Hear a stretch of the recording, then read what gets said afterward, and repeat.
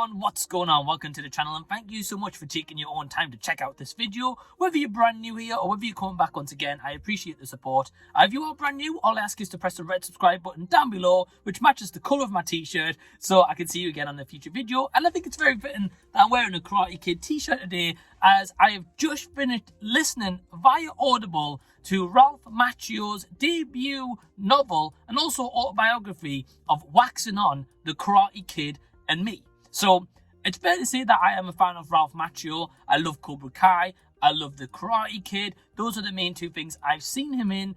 Yes, I am yet to see The Outsiders. I know I am far behind the movies, but I was very excited for this book because I want to know more about the behind the scenes, more about his relationship with the cast and the crew, and his stories about his life and how he's managed the success of the Karate Kid and Cobra Kai and the kind of ups and downs he's had of his career. Now, for me personally, I'm a big fan of anyone in general who has a backstory about ups and downs and the trials and tribulations, as I really find that stuff fascinating. And this book is absolutely no different. Now, if I'm going to be honest, I would personally recommend getting this on Audible, and this is not a sponsored ad or anything like that, purely because I personally like listening to that person tell their story. Like recently, I reviewed Jeanette McCurdy's book, and it was just so interesting hearing her take on her story, but actually like vocalizing it, because reading it is of course different to listening to it. But yeah, anyway, what I can honestly say about this autobiography is it is very impressive, but also I really feel like there's a genuine down-to-earth touch with Ralph telling this story, because I don't want to go into too many spoilers here for you if you're yet to read this or you've got it added to your list or anything like that. Or if you're lucky enough to go to one of Ralph Macchio's book signing events, where I believe he's doing like a special talk and signing autographs of his book.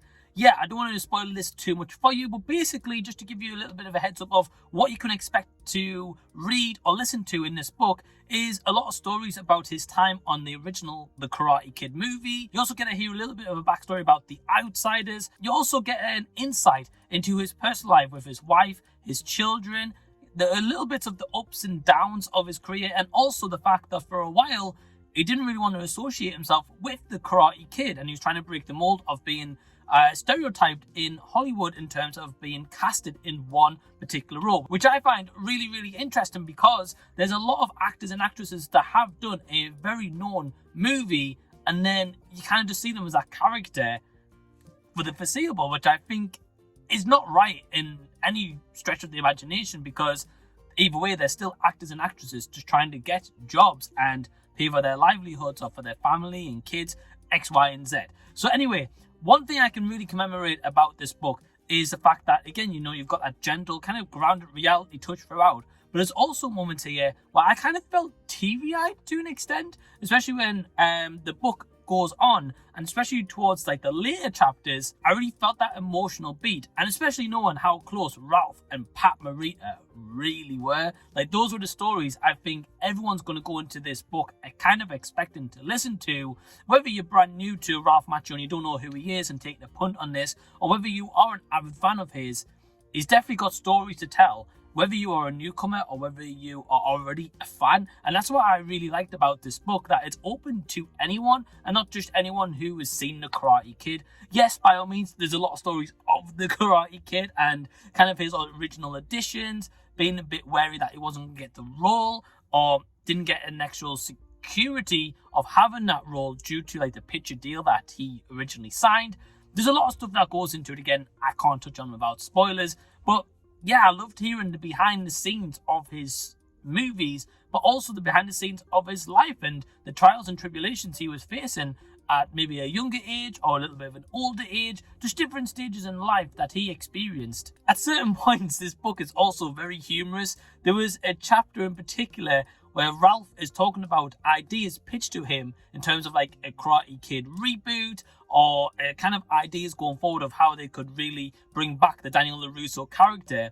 And let's just say there's an idea pitched with him, William Zabka, and Sylvester Stallone, and that's all I'll say because I don't want to ruin that moment for you. But again, I found this book to be very humorous, emotional, heartfelt, very real, and also at times very raw with the story that I find myself very engrossed in it. And I think that is just a very pleasant surprise. And I'm really glad that Ralph wrote this autobiography to really tell his story. Now, if I have any negatives in terms of Ralph Macchio's autobiography, waxing on The Karate Kid and Me, I would personally say I would have loved to have known more of the backstories behind The Karate Kid Part 2 and 3. Because I know Ralph has probably gone on record and really said that he didn't really like the third movie. And, you know, his main passion was for the first one, of course, which is understandable. But as a fan, I would have loved to have known more information about the second and the third movie, especially as that was a point where Ralph Macchio was kind of like at like a big career high. And there's a lot goes on in those two other movies that, of course, relied on the success of the first movie. And that was part of Ralph's contract in The Karate Kid, and whether or not he's going to get that part and take the job. So, yeah, that's the kind of only negatives I've got, which is only kind of like, I'd say, like minor nitpicks. But I would say that for me personally kind of stopped us from giving like a 5-star book review. But it is a very interesting read. And what I would like to know from you is, have you read or listened to this book? If you have, or if you're planning to, leave any and all comments down below. As for my score for waxing on The Karate Kid and Me, I'm going to give it a 4 out of 5 stars. So if you've enjoyed this review, please give it a big thumbs up. And also, do you know that I have a Patreon? For only £2 per month, you get exclusive access to early videos. You get to see what goes onto the channel. You get 2 times entries into giveaways. And you also get my weekly release schedule, so you know exactly before anyone what's coming onto the channel. And I've got so much more stuff coming very soon, including some big announcements. And I just want to take a moment to thank all my awesome Patreons who help support me and the channel. They're all incredibly awesome. But thank you for taking your time to check out this review. And until the next time that I see you, I'll be seeing you later.